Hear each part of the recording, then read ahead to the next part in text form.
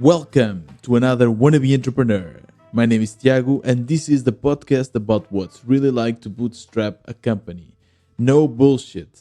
I've been narrating my journey since I started. I decided to leave my job 2 years ago to focus 100% in building my own indie project, and we have been together ever since. Isn't that correct? Especially if you are an older listener. Today, the episode is very simple. Something, to be honest, that I never thought I would be talking to you about. But yes, since our startup Squeeze has taken off, we are in a stage where we actually need to hire someone. And the question is how to hire as or like an indie maker. Yeah, we are not VC backed. We are poorly bootstrapped company, two founders, myself and João, and yeah, we kind of reached this point of our relationship that we decided only the two of us is not enough. We need more people. And to be honest, the first partner to find someone else was João. He's responsible for the marketing and the branding of Pod Squeeze. And of course, one of our strategies, I guess it's not only for us, but for everyone that is serious about marketing, is SEO. SEO is the art, it's not really an art, but let's say it's an art of basically ranking really well on Google. So the idea is for you to explore keywords and write amazing content, especially blog posts that eventually people will find when they are searching on Google. The thing is that writing content, writing a blog post takes a lot of time. It's really, really time demanding. So João was spending a lot of his time doing that. He was a bit frustrated, and I told him, dude, just find someone. There's so many great people out there trying to, they're already experts in SEO, like they already know how to do this. So just hire them. And at first, what he did was going to Fiverr and try to find the cheapest possible content writer on Fiverr. I told him, like, don't do that. The results won't be good. It was like, Tiago, come on, let's do it. Obviously, we tried to go for, $20 a piece or like $10 a piece even. The results were not good. So that didn't work. And then eventually someone reached out to me on Twitter. And to be honest, like for me, Twitter is the best platform to hire someone. And in this episode, you'll understand that all my hires so far were through Twitter. And I'm really, really happy with this. LinkedIn is the platform for all the boring VCs, and Twitter is the platform for the cool indie makers. So yeah, someone approached me on Twitter and said, "Hey, Tiago, I have like this agency, a content agency, and we want to write ebooks for you."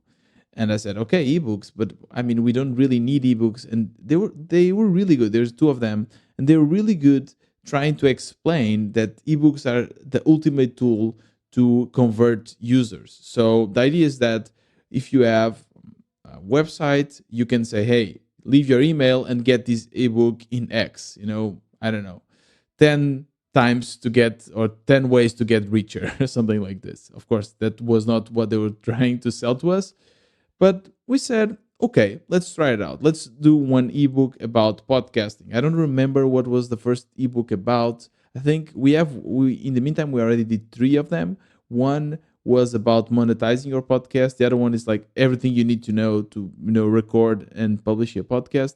And we really enjoyed working with them. They're two guys from India, and I'm even opening Twitter right now to make sure I give you their username, because yeah, they surely deserve a shout out here in the podcast.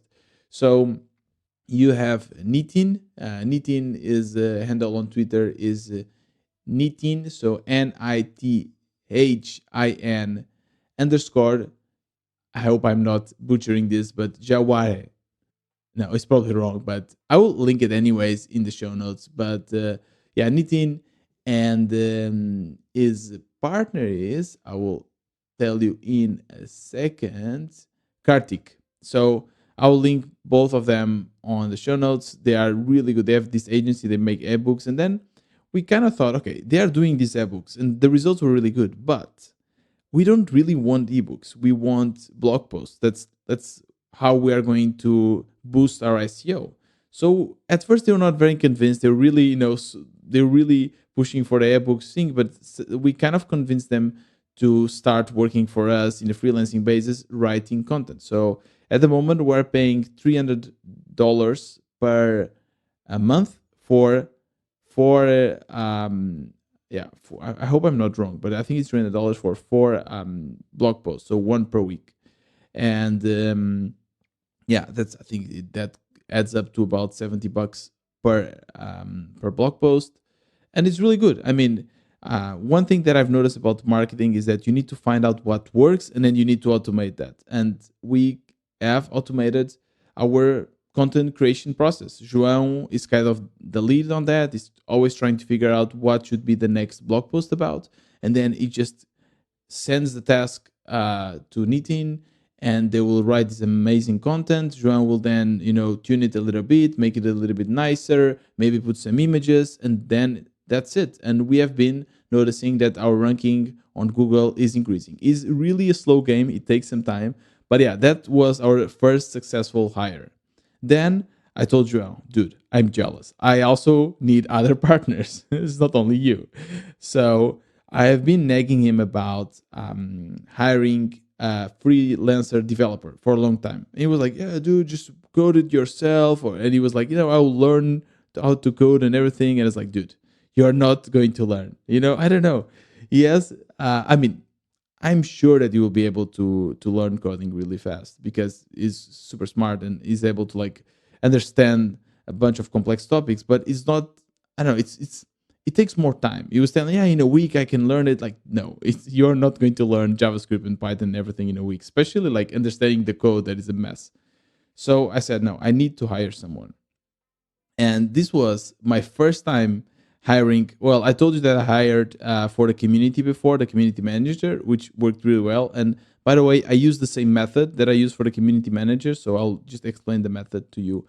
But I was really, I don't know, I was surprised by the results. First, before I tell you the whole story, let me say that when I was working for Trivago, I always wanted to be included in the hiring committee. I don't know why. Maybe I guess it was because I felt that if I was, hiring someone else, maybe that would validate my own expertise. Anyways, I was never included. So I don't know. It's so cool now to actually be able to do that. And I finally convinced João that I needed a freelancer to help me with the coding. And then I just wrote down a tweet. Yeah, as simple as that. No, going to these Indeed.com websites or LinkedIn, nothing like that. I did it the indie way. I just went on Twitter and I wrote, "Hey, I'm looking for a freelancer gig to help us coding for Pod Squeeze. They will have flexible hours. I need someone that is indie maker that will be willing to start with 20 hours or so and knows Python and React." That was a tweet. Really, really simple. And then I said, just if you're interested, DM me or like answer in the comments. And I got so many people. I kid you not. I thought I would get like maybe one, two. No. I was like, people, they were just coming and coming and say, "Hey, I'm interested, I'm interested, I'm interested." And my filtering process was very simple. First, I would ask, "Hey, do you know React and Python?" Most of them said they did. And then I asked, what's your rates? Like, how much do you want per hour? Because I know that Joel doesn't want to spend a lot of money. I as well don't want to spend a lot of money. So we knew that we couldn't pay those kind of European American standards of $60 plus per hour. So we knew that we wanted a little bit lower or much lower than that. So everyone that was asking for more than $40 an hour, I said like, sorry, I understand. You probably are worth it that, but we cannot pay that at the moment. It's fine. And they were always super nice. They were like, "Yeah, no problem. Thank you so much." Because they're also wasting time figuring out and seeing if they want to work with us, right? So I don't want to waste their time. So I just immediately told them no. And then there were a lot of people, especially from India, that were like in the $15 per hour, $20 per hour, $30 per hour. And I just told them, send me a video. And I know that a lot of people are like, "What, a video? Oh my god, that's so annoying." I know it's annoying, but I don't know. I know it might be biased, but I think that I can read people somehow. I can understand the vibe of someone. and I can understand if I would like to work with that person. I'm not saying that that's any problem with their vibe whatsoever, but I just need someone because we'll be working closely together. So I need someone that, with a nice vibe, and I need someone that is uncomplicated. When I ask for a video, I don't ask for, professional lighting and camera and everything. No, I just want someone to solve this problem. It's the first problem they need to solve. Send me a video, and they can just grab their phone and like record them, whatever. I don't care. So I just want I'm looking, I guess, for someone that is uncomplicated, someone that is simple and simple to deal with, right? Because this is an indie company. So first of all, because my audience on Twitter are mostly indie makers, everyone applying were indie makers, which is amazing because they really understand what we are doing and what's our mindset, right? So yeah, they did that, and I started getting videos. I was surprised. I was like, okay, no one wants to send a video. By the way, that's also another reason why I ask for a video is to see if someone is really committed. Because if they're like, yeah, maybe I'll just apply. Ah, they're asking for a video. Never mind. So yeah, that way I know that they're really committed. So I got a lot of people, mostly around the $15, $20, $25. Then I got a few Europeans, around more or less the $30 and $40. And funny enough, I think I got maybe 15 applications, or 15, almost like 15 videos. At some point, I said like, "Hey, no more applications, please."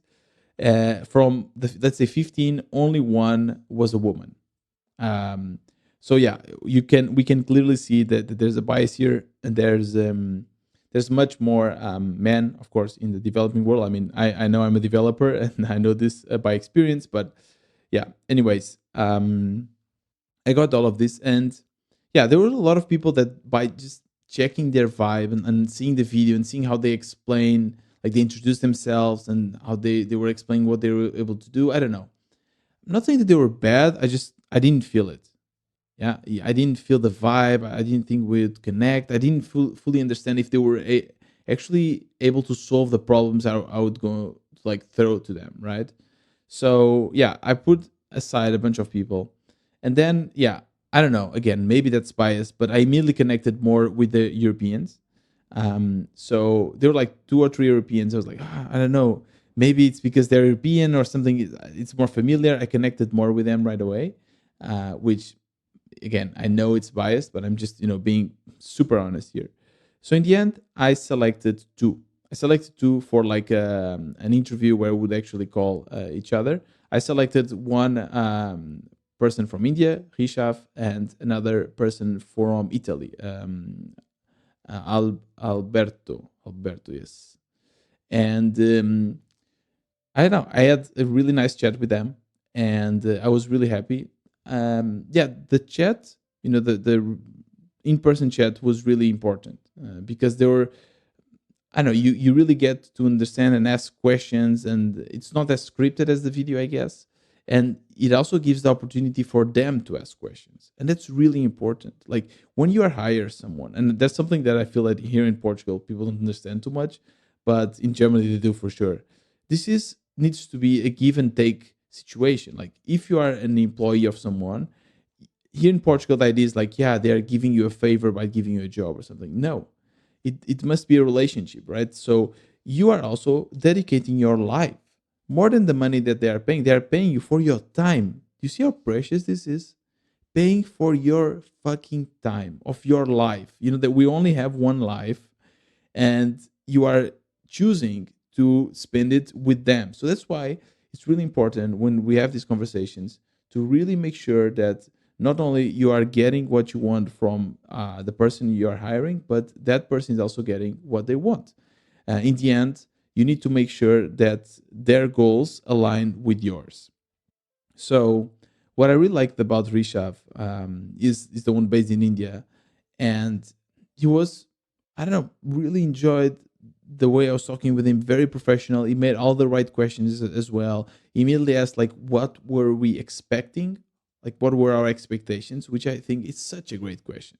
Like, if you are being interviewed by someone, this question will make everyone smile because you are really trying to understand what you need, like what they want, like what does your employer want.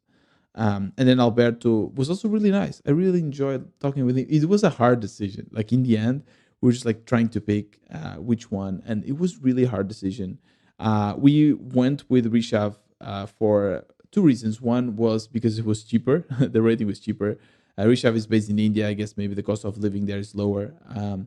But as well because I don't know, we really liked him. Like the again, he made all the right questions. He seemed very professional, and yeah, we connected. He had a really cool vibe. So we thought, yeah, I want to work with him. And let me just say this: I've worked with a lot of people from India as well, and I have a great friends from India, and I don't know, we just go along really well. I don't know, maybe Portuguese and Indian. I don't know. There's something that connects really well, and I thought, yeah, we are going to work well together.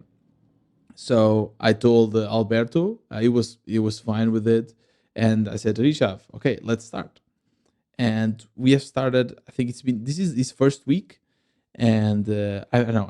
I'm really happy so far. Really, really happy. I did the Tony Dean approach, which was like give him a task without giving a lot of introduction, just a simple task that he can handle. I didn't immediately gave him a complex task. I just said like, okay, something that is not too much related with the code, so that he doesn't need the access to all the repositories, everything. Something just to test his skills.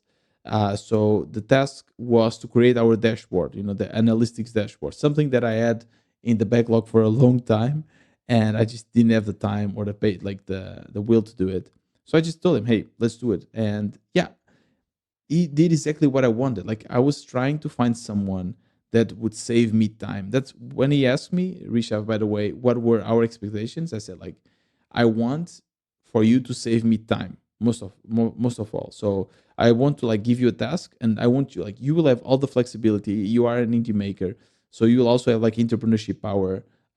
Just solve this problem for me, and that's what he's been doing. Like he's been doing that really well, solving the problems, and as well like suggesting things. He suggested like a great tool for us to do the dashboards in. So really cool, and it's saving tons of time, and I'm really happy. It was a great decision. Again, it's still the first week, so I'll of course update you more as we go. But yeah, I'm loving the process. It's working really well. Really happy with Rishav. By the way, is Twitter handle is Rishav underscore Khan.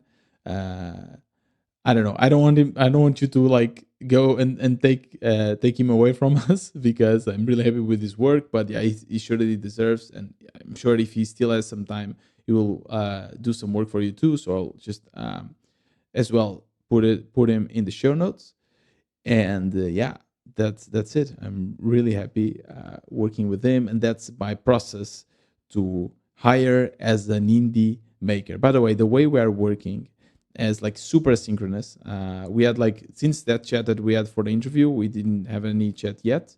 I want to talk with him more often as well because Rishavi asked us to exchange some ideas with him about marketing and everything because he's also indie maker, and we'll definitely arrange that.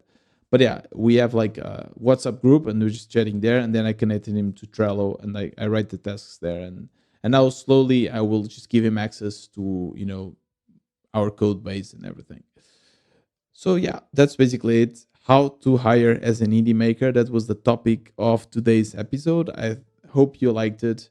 If you like this podcast, make sure to give it a great review on Apple Podcasts, Spotify, whatever you listen to your podcast. Share it with your friends, and most important of all, if you want to support it, join our community of indie makers. It's a Slack-based community, makers from all over the world supporting each other. It costs $10 per month, and yeah, I think you won't regret it. It's really, really a nice, cool, tight group. And that's it. This was another Wannabe Entrepreneur. See you next time.